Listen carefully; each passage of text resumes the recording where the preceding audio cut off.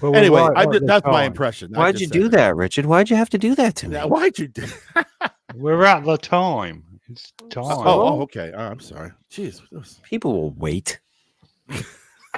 This isn't the 40 and slip, Chris. I like to start on time. Ooh. What if I wasn't here? I'm just saying, Chris. You know, there's you have a relaxed approach. I have a unrelaxed approach. Anyway, so there's so many questions and very little answers. Well, you know, love him or hate him, he's a character. He is that. That's probably what irks me is that, you know, the people that were detracting him never really gave him a chance. Yeah. Well, day one. But then there are other people on the same side of the aisle that are, you know, a lot more reasonable. Yeah. You know, it's just that you don't hear from them too much. Yeah. I don't know. It's a twisted world right now. Twisted world. It's a twisted world we live in. Are we ready? Sure. There you go. Whatever you say, Richard. Sure. Yeah, sure deal.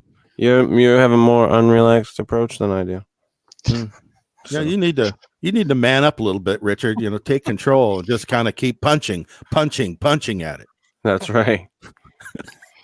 Oh dear, I'm going to suffer for that comment. What? Right. Okay. So welcome, ladies and gentlemen, to this week's edition of the Squatchable podcast, where we take a look at some of the news from the Bigfoot week. Joining me, as always, from the 40 and Slip, Chris York. Chris, how are you? Absolutely wonderful. How are you this week, Richard? Pretty damn good. And joining us as well is Phil Pulling from Power Breakdown. Phil. Yeah, don't get mad at me about the punching thing. Okay, it was just a joke. I'm not mad at you. Okay. Nobody. No, I was talking to the audience. Where rules are. I don't give a shit about you. Yeah. Really? 2 minutes in. Really? Man. Chris, though, again, not you. So yep, not me. Not you. Not me. I'm a professional.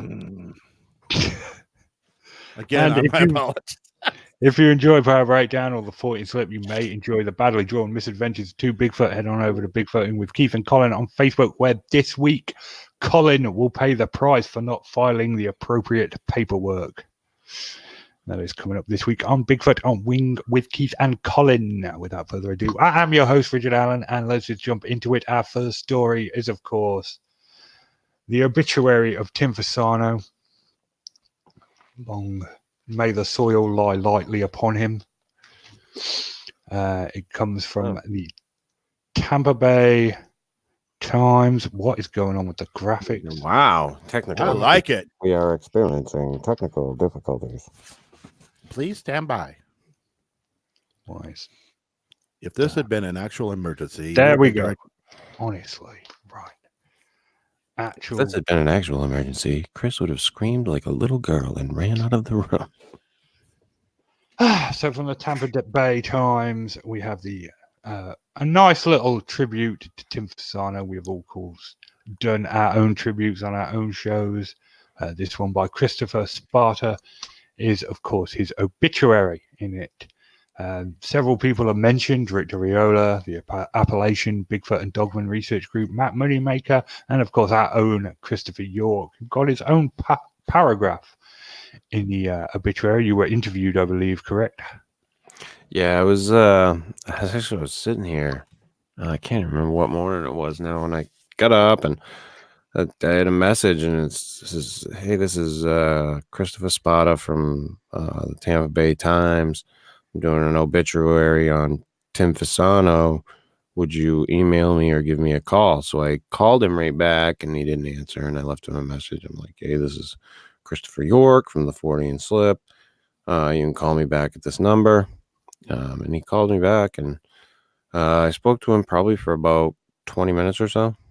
And I thought he did a great piece, and he quoted me perfectly. Nothing he said there is out of context or came off wrong. I thought it was exactly what I wanted to relay about him. He picked out the stuff that I wanted to relay about him. Must be new to the media. Who? Nothing. Really? We're talking about, somebody's death here, Phil, really. I'm sorry again. I have to apologize to everyone out there. Have you had too much rum already? Is that what's going on? I'm having a white Russian. Did you really have to poke at me, Phil? Really? Yeah. I'm sorry, Chris. It just came out. It slipped out. Yeah. Well, before the You're show, you're lucky we're not on my show.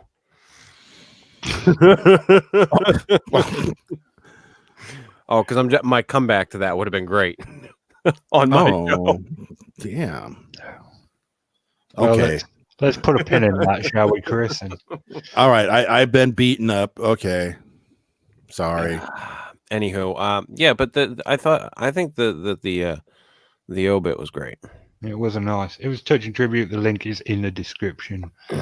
Before the old show, I've got 2 words. Well, Richard, wait a minute. We should note that you are actually noted in that obituary. Oh, yes, I am an unnamed United Kingdom British blogger. Yeah. The United Kingdom British blogger. So when you read that in there, that's a reference to Richard, although he was not contacted. I was not contacted to give an interview, but it's all right. It's about 10. And in case you're wondering, I wasn't contacted either. Just in case you're wondering. About spring-fed tarps. There was no. We're trying to, get away from that. Yeah. This is Steer an away. obituary. Yeah. Steering away from that, Richard. Why do you have to be such a Debbie Downer? Okay. Before the show, I've got 2 Word documents. I've got one called Blurb and I've got one called Squatchable. And the Squatchable one is where I put all the links and my notes after watching the various videos. And the Blurb is where I put the links to just copy and paste. And I was writing up today's Blurb and I wrote Tim Fasano's obituary and then the link. And I realized that will probably be the last time I write his name into the Blurb. And I got a little sad about that. I'm not going to lie. Listen, it is sad that he's going to be gone. Yeah. I mean, the guy was fun. I don't care if you thought his videos were made a huge impact on Bigfoot research or not. He was just a fun guy to watch. And I, for one, I will truly miss him. And the guy quoting me saying, that he was by far my favorite guest.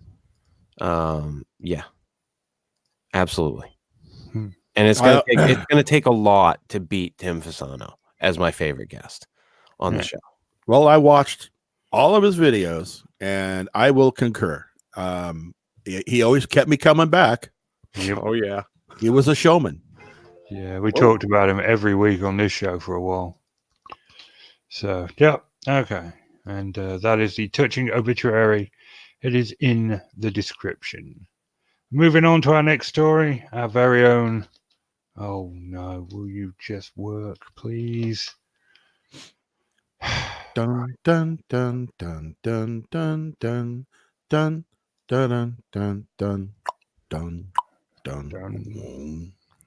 Okay, it is the Sasquatch Summit. With Tim Fasano being gone, we must return to our old. He just had it up there. There it is. Okay, good. We must return to our old habit of talking about conferences on this show.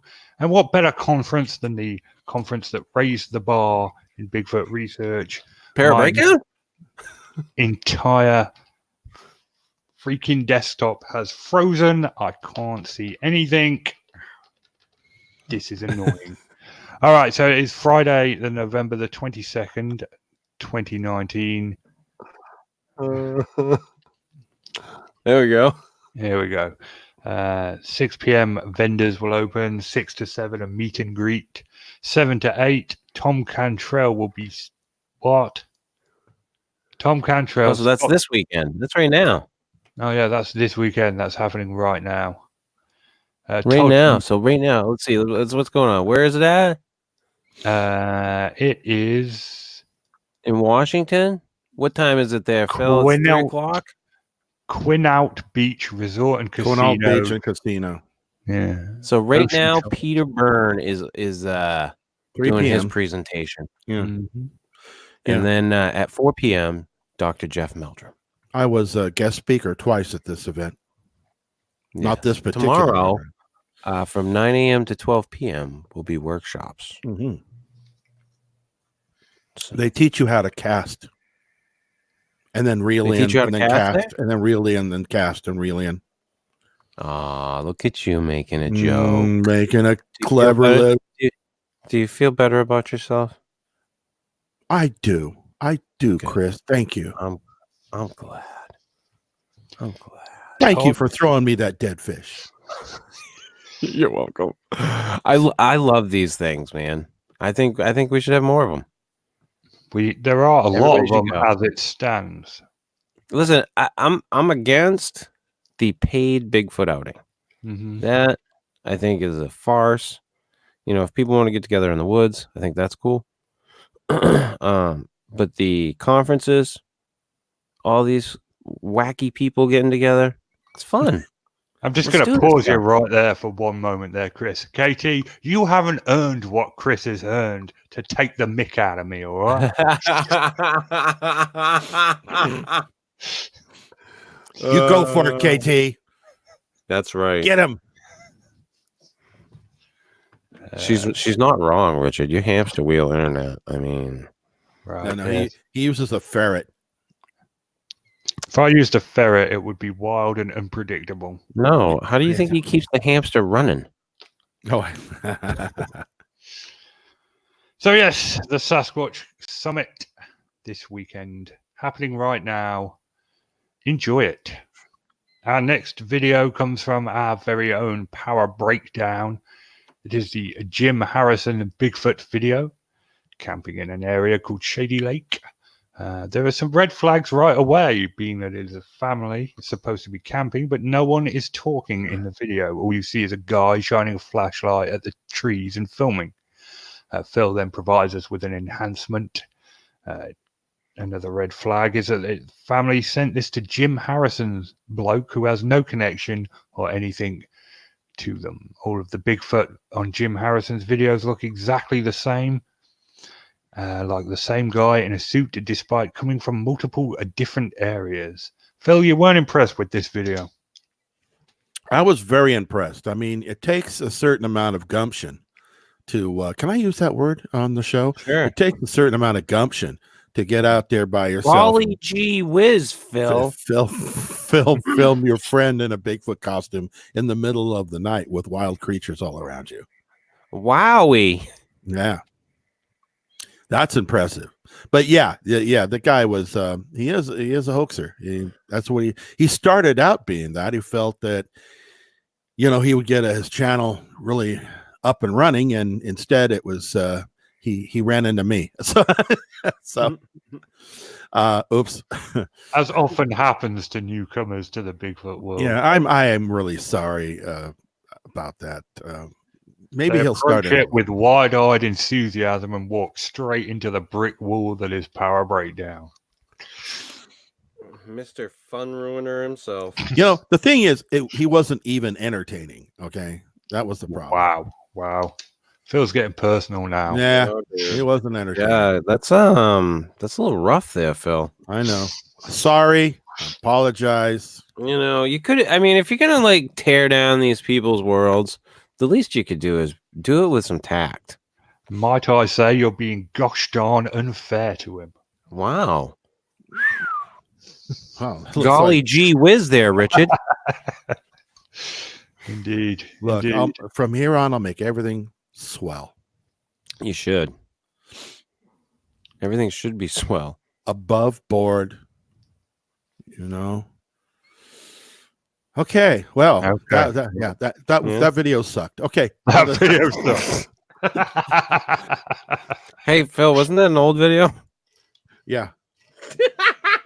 It was it got caught in the YouTube net. The It was a lost and found. There's a net? Mm-hmm. Oh.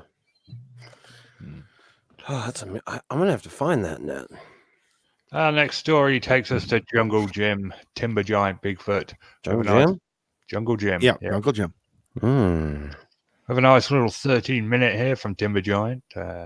It starts with him saying he bumped into a ministry worker who told him he saw a large wolf or a few wolves moving up the hill that he ended up recording in this video. Apparently, the ministry worker told him, "Oh yeah, a big dog," but Timber Giant could tell the man meant something different through psionic Not powers. on two legs, but Not on- something different. It was Uh, big and it was Like, hairy. I love that part of it. He's like, he told me that it was a dog, but we both knew it was Looking at something each other else. and I'm not smelling each talking other. about something on two legs. And he made a point to state that at the time it wasn't on two legs. However, it's what he didn't say. Let me take this leisurely walk through the woods that I've obviously made, out of nowhere. Oh, there's my motorcycle. Let me pan back down. He points out an apparent trail where something has walked across, but then he says, "No, that's obviously deer tracks and not a wolf." He seems pretty disappointed by that. But yet he Coulda- posted it online for all of But us yeah. to be disappointed in. Oh, well, it gets better. It gets better because he shows us some stick structures. And he How long points did out- it take him to I make always them? love it when people try to show me the Bigfoot projects because, I'm really concerned about these places that they're living in. There's no way those places can stay heated. And I really wish that they would consider some type of covering or insulation because these stick structures, they just don't do it. No, and the wind tends to blow right through. It's almost like you're outside, Phil. You'd think to at least build a fire. Something. Anything. But he apologizes for the motion as of the camera. as many deer that they tackle, break the legs on, and kill, you would think they'd have the skins to put over the stick structure. Phil, you'd think. You would think. That You'd would think these hairy nomadic people that make teepees out in the woods. He points out that a stick has Ah. been moved recently and it's still wet. People have asked about his winter shelter that he used to have in that area and wonder if it's still there. Well, he points out there's just an X left of it, just the backbone of it. And you can't help but see when you look at it that it looks exactly like the other supposed tree structures that he points out. He's in the area where he shot The Giant Revealed and reminisces about the way things used to look in that area for a bit. Was that his winter shelter that he photographed the eye looking in at him? He's looking at you, kid. Yes. That was the name of the video. Apropos. I'm sorry, that was French. I'm sorry.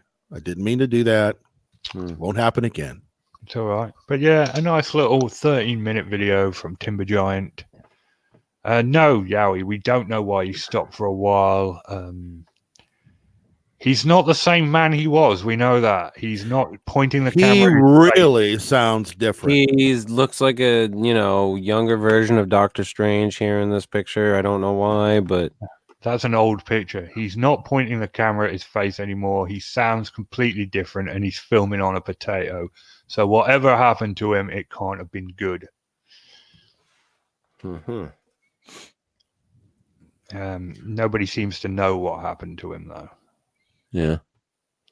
Well, unlike the majority of his videos, he's apparently keeping that portion of it private.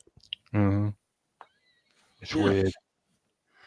But I hope nothing like truly awful happened. I hope he's not like critically injured or something. Horribly disfigured. Well, he's walking through the woods. He's making videos, so It can't be that bad. yeah. Better luck to him. Yep, and we'll always check in on Timber Giant. Maybe He's got a replacement anyway, so yeah. For himself? no, he doesn't realize, but he has a YouTube replacement. Oh. Okay. what I would call a new. Timber giant Bigfoot. Who's that? Okay. Oh, just go on and we'll find out. Oh, this guy. Right. Right. Okay, look so at our you, next look at you video. segueing. Our next video. This really. Right. So let me give you a bit of backstory. About 4 or 5 weeks ago, we did a video on this channel from a channel called How to Hunt that was that I'd found on YouTube, and it was a 10-minute long video about a Bigfoot sighting, and about 2 minutes of that was actually about the Bigfoot sighting, and then the man went on this 8-minute rant. And at the time, I said I found that irksome and it irritated me, and then we left it alone. And then a viewer sent me another How to Hunt video about 2 weeks later, and we watched that. Me and Phil watched that. You weren't here, Chris. Mhm. And we were like, oh, all right, he's a responsible hunter. He's harvesting these animals fine. Maybe we jumped the gun. Maybe we didn't give him a fair shake. This last video confirmed He lost his shake. he lost his shake. We gave him a second chance, and he blew it away. He went to Vegas, put it all on black, and it turned red. You gave him a fair shake, and he threw it at a reporter. Yes, Right. in this incredibly self-indulgent pants 26-minute video entitled Sasquatch What It's Like to Really See One. I can just tell you right now, any respect for this man I had just went right out the window. But it's only the last 10 minutes of it. For the first 10 minutes of it, I was thoroughly engaged. But there's a point in this video where he loses me. I think you two will probably, if you guys watched it, you'll know what minute I'm talking about. But yeah. Sorry. So it starts with him, as it always does, him sitting there with his gun on a log, and he says he's not going to talk about what it's like to actually see one. He's going to talk about more what happens in the aftermath. Talks about how it doesn't seem to affect one type of people's lives that much, and then another type of people, it changes everything for them. And then goes into his own sighting, but he doesn't go into any details about his own sighting. He just says he saw one. And then he says, well, after this, and I counted how many times he says this in this video. He says this 5 times in this video, how it changed everything for him, and how it's very important to know what's going on in the woods around you for the sake of your loved ones. And that's why seeing Bigfoot changed everything for him. It made him angry how a lot of people discredited his sighting and other people's sightings. He can't relax in the woods, and he can't sleep in the woods anymore since he saw one. He talks about how he used to focus on the animal he was hunting and that alone, and now he's listening for abnormal sounds and looking for abnormal signs. And at this point, I'm still engaged in the video. I'm watching it, and I'm like, oh, he's a bit paranoid, but of all people, I can sympathize with that. I've got no problem with that. I'm thoroughly engaged. Maybe this dude does deserve the benefit of the doubt. He says it sucks and it can't be the way it used to be. And then I've written in my notes, because my temper's starting to go. My notes say he spends a lot of time saying the exact same things over and over again. He says you have to figure out the Bigfoot thing by yourself. And he says this, and this is the part where I start to get a little, because I know in previous videos he's made a big deal about how he's trying to educate people. But then he says you got to deal with idiots, and that a lot of people are going to be making jokes at your expense, and it just adds to the confusion. And he's obviously over all that because he's so badass and he's sharing the whole thing online. He obviously considers the Bigfoot to be dangerous, as he doesn't want people to be deliberately encountering them. He doesn't want people going out to find them. He doesn't want people looking for them because he thinks they're incredibly dangerous. He says he starts naming names here. He names Scott Carpenter and Les Stroud, and that is the moment where I'm like, what? And then, booyah! It's like he'd led me on this path We'd gone down this beautiful winding road. We'd seen all the wildlife, and then he just pushes me off a cliff, because this is the moment. He then says that people in these groups out there are outed fairly quickly. The people that try to convince you that Bigfoots are 100% ape or monkey, and that is completely provably false, and that these people are being paid to keep the public misinformed. And then he mentions Jeff Meldrum and Matt Moneymaker. And at this point, I'm like, oh, God, what is this dude going on about? And it just goes on and on and on. But he does bring up an interesting point that if Bigfoot were real animals, that this dude and several others like him, hunters, people that go into the woods, people that follow animals, they would have killed one by now. And I felt that was a good point. And then he also points that indigenous people harvested whales, grizzlies, cougars, and wolves without guns, and not one of them killed a Bigfoot. I was like, yeah, all right, that's a fair point. But that is the only thing he says post the woo bit that I agree with. He says, the moment that you are forced to accept these creatures are real, everyone Correlation doesn't equal causation. Right, exactly. No, see, I disagree with almost everything this guy says. And the other thing that I wanted to point out, Richard, that you didn't point out, he was, which he adamantly said, was that this thing is not an animal. I did say that. You did? Or I didn't. did. I must not have caught you say. But that to me is like the biggest stupid remark that he says. Like, what on this planet isn't? We're animals. Yeah.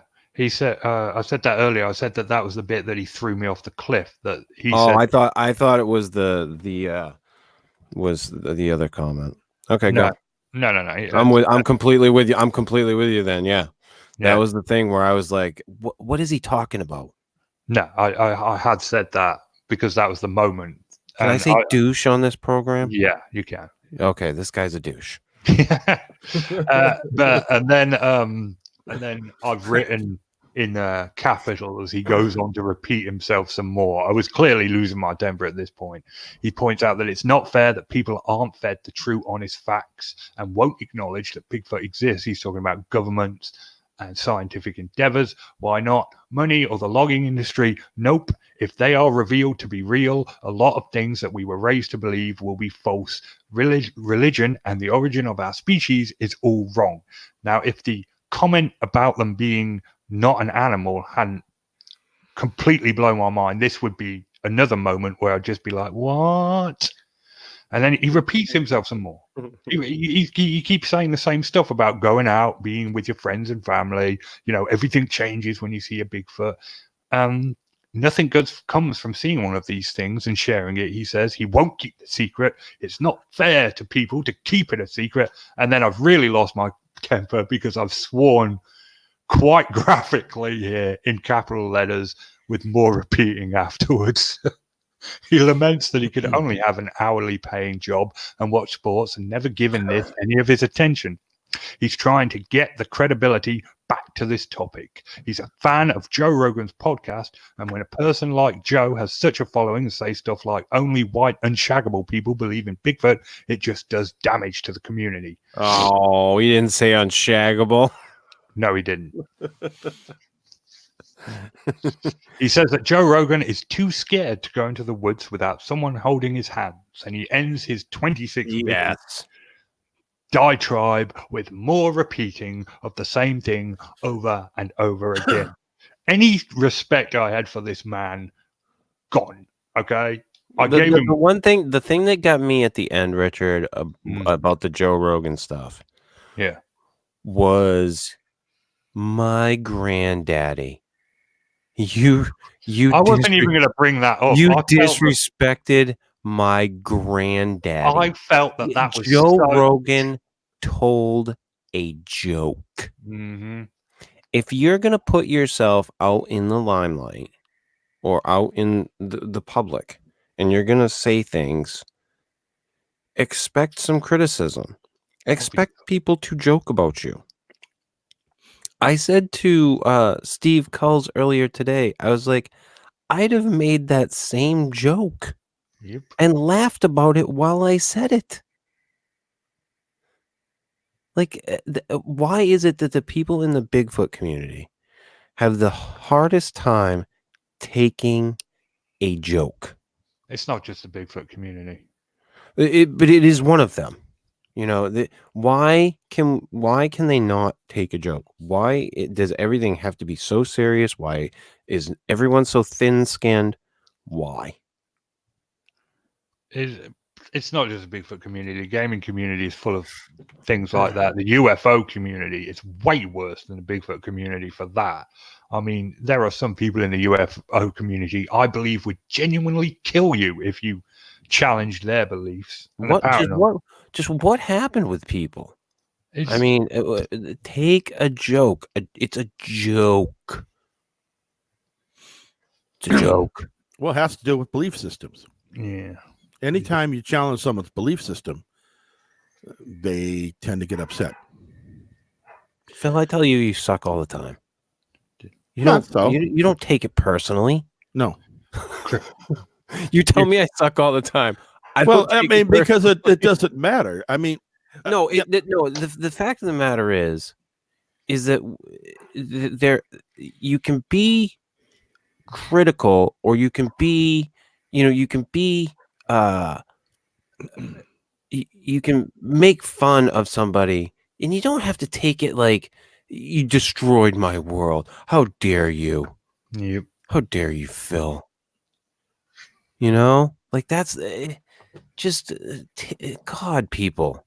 It was a joke. Take a joke, yeah. And that was my whole thing about this. This was the thing that really peeved me. Like, you were off the cliff, like back there. Like I was like, oh, dear God, where is this idiot going? But when I got to the Joe Rogan stuff, I was like, really, man? You gotta take a stand. I mean, and Joe Rogan don't need me to defend him by any stretch. No, he does not. But I mean, come on, man. Get off your high horse. You do not need to address Joe Rogan. No. And that stuff about his grandfather, I felt was beneath contempt, and that's why I didn't bring it up. I mean, that was absolutely pathetic. That was the stuff that really irked me, Richard. Well, exactly. It was so pathetic. It wasn't worth bringing up. I mean, he's just sitting there going, "Well, my granddaddy got a medal for fighting for our freedoms." I was like, "Yeah, but you didn't." And you're gonna disrespect him? Yeah. Well, if you want to know what I thought about Timber Hunter's video, how to hunt? No, Timber. I'm calling him Timber Hunter now. Oh. And first of all the high points that you guys hit, spot on. Richard, I concur. Chris, I concur. But I was gone after the first 5 minutes, to be honest. The way he spoke and his mannerisms was just like Timber Giant. He reminded me so much of Timber Giant, and I'm like, it's another Timber Giant. Here's the thing, and I'll agree with you too. And here's the reason why. He spoke to the camera like he had contempt for the audience. Yep. And no one comes across well like that. Nope. Yeah, it's like, let me put you guys on my lap here. I'm gonna tell you some I'm gonna tell you how it is. I mean, I'm going to give you my honest opinion was that he raised a couple of good points, but it was drowned out in just well, when he says Dr. Jeff Meldrum. Yeah. I'm like, what? I was like, yeah. And is Meldrum even a primatologist? No. He does like foot morphology, right? He's a foot guy, yeah. Yeah. Like he completely got that wrong. Yeah, he's never been a primatologist. That's Alberto Sarmiento guy. He's a primatologist. Not Meldrum. I'm almost swearing on your show tonight, Richard. And I'm bringing up Matt Moneymaker. To be honest, talking about this video, I'm surprised I haven't yet. But bringing up Matt Moneymaker, of course, Matt Moneymaker's a joke. We all know that. He backed the Matilda footage for God's sake. For gosh darn sake. But If you want my honest opinion of this video, it could have been 10 minutes shorter and he Mhm. still could have got the same point across. Yep. I just in love with his own And I voice. still would have hated him. Oh yeah. I mean, up to a certain point, I was with him. Up to a certain point, and I know I said it earlier, I'll say it again. It was like he launched me off a cliff. Just that moment where I was like, "What is this guy talking about?" Just It's like it's not an animal. What? it's a Yeah. spirit. He said it was a spiritual creature. Yeah. And to say that religion and the origin of species is completely wrong if we see Bigfoot is just, that's not even narcissism. That's just insanity. But yeah, Such is the world of Timber Hunter. This is what we got out there. Phil Pullings sent me this video before Steve Coles did his blog on it. But Steve Coles has also done a blog on this video at squatchdetective.blogspot. And right, so our final video of the night, and by far my favorite, this 10-minute. Now, this is either satire of the highest grade or the most butthurt crybaby. In communist Russia, Bigfoot film you. Or since Kelly Shaw went to Idaho, I don't know. I want to believe it's satire. I want to believe that this is all a joke. Because if it's not, Yeah, bro. this was some next level crybaby, and it's all about baby boomers. But all For whatever boomers, reason. man. Yeah, all these boomers running these groups. Now, Phil, forgive me if I'm wrong, but you are a baby boomer, aren't you? Oh, hey, man. I mean, you didn't have to go there, man. And Chris, you're Gen X, aren't you? I believe so. I don't know. And I am just a millennial. It's all relative, man. Yeah. So under the rules of We're all this guy, human beings, man. we should hate each other. Because Well, we do. oh yeah, I hate Phil on a daily basis. You don't know. Behind the scenes. Good point. Good But point. anyway, Well said. But anyway, the video. There's lots of swearing. There's an adult advisory in effect. It's Yeah, about they this swear guy. more than me on my show. They swear more than me on a normal day. And that's impressive. But it's about this dude Yakov, who was apparently kicked out of a Bigfoot group for being too skeptical. He got booted for talking crap about Meldrum, that Meldrum was lying for profit. And promoting his book, his pornographic Bigfoot book. His pornographic Bigfoot yes. book. But this guy just Bigfoot he porn. pulls out the cliches. He's in the woods. He's the best Bigfooter in the world. All the big bad Bigfoot groups are run by boomers. If Bigfoot can't be fun, what's the point? He points out that Okay. Bigfoot group. And listen, and I mean, Richard, but all those things may be true. Yeah. Okay. And maybe Bigfooting does need, shot in the ass, so to speak, Or a fresh face. Yeah. However, the way that these gentlemen present themselves, It was awful. not exactly the way I'd go about it. Yeah, I have to believe it was satire. To be honest, this guy reminds me of another podcaster called Joe Minestrone. Mastroianni. Oh God. I encourage all my viewers, if you don't look at any of the videos I post, to go and watch this video, because it's something you've got to hear to believe. I wanted to play it on the show, but there's just too much swearing. Yeah, there's no way you can get through it. Yeah, there's a lot of it. And it's like this 8-minute long rant about nothing. He's mad he got kicked out of a group, basically. Yeah, I was swearing and using cuss words in this group, and I was talking about, But that's who I am, man. Bigfoot porn. Yeah, bro. That's all who I am, boomers, bro. They ought to accept who I am, man. It's all boomers' fault, man. Gotta get rid of them boomers. The boomers. They don't care about what's real. Add like 400 F-bombs in that conversation we just had, and you've listened to that video. Yeah, and he's basically screaming into the mic. You It's know, basically it's like a temper tantrum. I have to believe it's satire. I have to it believe is. no one's It is. that It's all for the immature. show. It's just like Joe. Definitely. Remember Joe, Mr. Gojo, whatever his name Yeah. was, Slow Master, Joe. Master Yeah, he's a debater. Boyano, Yes. You know, it's all for the Master Toyota. yeah, that's him. Yeah. It was just like that. And Mm. he's doing it just to get the hits. Mm. Hmm. Well, it's an interesting video. I encourage everyone that listens to this show to give it a listen because it's one of those things that's got to be listened to be believed. Phil, you got any breakdowns coming out this week? Oh yeah. Oh yeah. Oh yeah. Anything you want to talk about, or is it all top No. secret? No, Top okay. secret. Hush hush. Top secret. Wink wink. Nudge nudge. Yeah, I'm waiting for the secret show Yeah. The secret. to reveal. We have to plan a secret show pretty soon. Yeah. Cut me off a slice of that action. That's right. Chris, what's the topic for the Freudian slip tomorrow night? Loosely, it is Megalodon. However, excuse me, clear my throat there.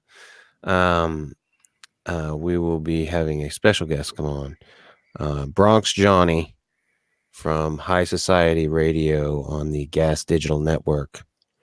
Will be joining us tomorrow night. So that should be fun. It's more of a something for me. Steve could care, and Matt doesn't know who he didn't have any clue who he was. I've listened to Johnny for years. He used to be on the Ron and Fez show. He used to review wow. porn. So yeah, you're hitting the high notes now. Yeah. Going for the reaching for the stars. Well, I'd been wanting to have Johnny on for a while because we talk back and forth on Facebook, and I never want to be like, hey, will you come on my stupid podcast? Didn't want to be a total fanboy about it. Right. But he was like, no, cool. And he's like, I'll promote it and everything. So, yeah. Yes, Michael, I did. Carol told me I didn't know him. So that's why we didn't talk about it. Yeah. Didn't he do the mysteries things? I have no idea who he is, and I'm not the kind of person that's going to pretend to care about someone just because they're dead. It's disrespectful to their family. But yeah, that's what we're doing tomorrow night. We will talk about Megalodon. I did converse with Johnny, and I was like, he's like, what are you guys talking about? I'm like, Megalodon. He's like, all right, I'll brush up on that. And I'm like, and feel free to talk about whatever else. So it should be fun. Is this going to be? Does it kind of traverse into how it develops in the water cryptids or something? Into water cryptids? Yeah, I don't think Megalodon's a cryptid. There's no possible way it can still exist. No, that wasn't the point. Yeah, no, I wasn't. I'm just talking about, I can talk about underwater cryptids. It's a great way to segue into that, and I love underwater cryptids, but I'm just going to see where it goes. As usual. Yeah, like I told him, the show is very freeform. We just get together. It's like, it's like a hang. Have a laugh. Get some Seattle's best. Sit down. That's right. Have your coffee. Put a little bit of whiskey in it. It's all good. 10-4. Oh, good. So that's coming up on the 14th flip tomorrow night. If you have had a paranormal, Bigfoot, or UFO experience, Matt and Nat would love to hear from you. You can get in touch with him at bigfootcrossroads@gmail.com. We will return next week, despite the hopes of many. I have been Richard Allen. He has been Chris York. He has been Phil Pulling, saying good night. Good night. Good night. Good night.